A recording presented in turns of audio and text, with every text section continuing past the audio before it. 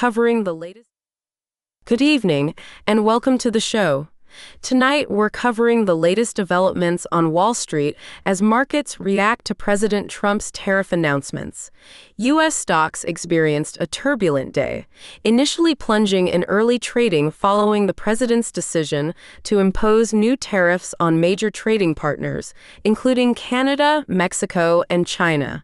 The Dow Jones Industrial Average was down approximately 150 points, a 0.3% decrease, while the tech-heavy NASDAQ fell by 1.2%, and the S&P 500 dropped by 0.8%.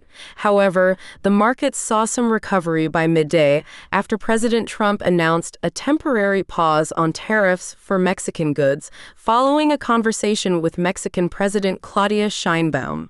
The president described the discussion as very friendly and indicated ongoing negotiations between the two countries to reach a comprehensive deal. This decision provided some relief to investors, particularly in the automotive sector, which relies heavily on complex supply chains between the U.S., Canada, and Mexico. Shares of GM and Ford, which had been down earlier in the day, managed to regain some ground, although Tesla remains significantly down. The initial tariff announcements sent shockwaves through global markets, with economists from BNP Paribas noting that the increases were larger and implemented more rapidly than anticipated. They warn that these tariffs could hinder economic growth and lead to a sharp rise in U.S. consumer prices in the coming months.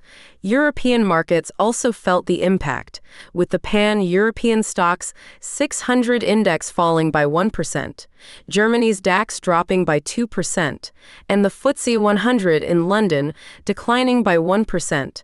President Trump also suggested that new tariffs on the EU were likely, but hinted at a potentially softer approach towards the UK, citing his positive relationship with Prime Minister Keir Starmer.